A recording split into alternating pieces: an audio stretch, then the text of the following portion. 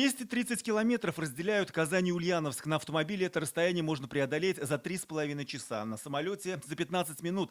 Разница во времени час. Соседняя с Татарстаном область живет в Самарском поясе. Высоты, внутреннее освещение самолетов.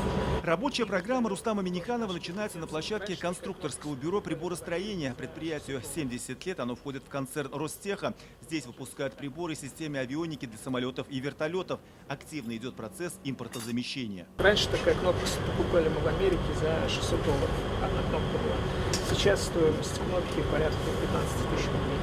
Получается. То есть в разы дешевле получилось. Сейчас продукция ульяновских приборостроителей используется на всех вертолетах КВЗ. Для Казанского авиазавода поставляют системы электронной индикации и пульты управления Ту-214.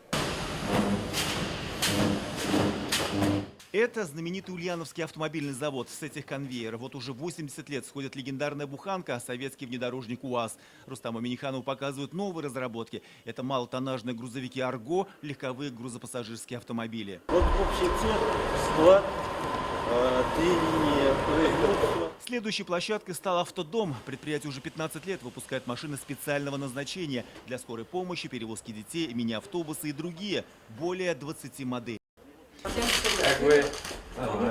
Это уже центр восстановления участников СВО в Ульяновске. Он открылся в феврале. Здесь 60 койко-мест. Бойцы лечатся не только у узких специалистов, но и получают психологическую помощь. Протез еще как говорят, народу много просто, в очереди.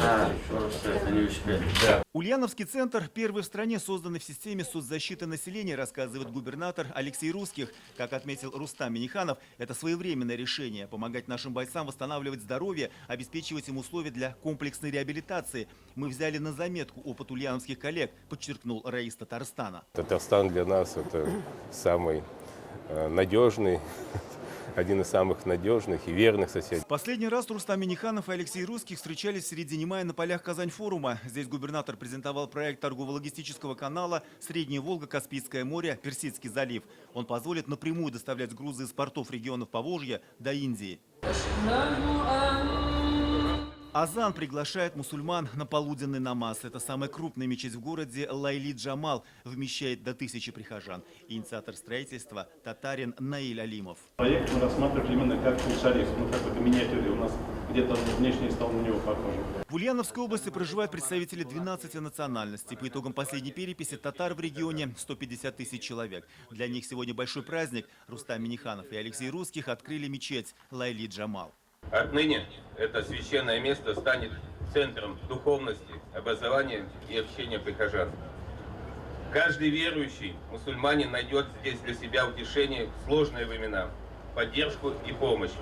Мой коллега Алексей Юрьевич, когда мне позвонил и сказал вот такое событие, мы, конечно, всегда должны быть вместе. Мы здесь вместе с вами.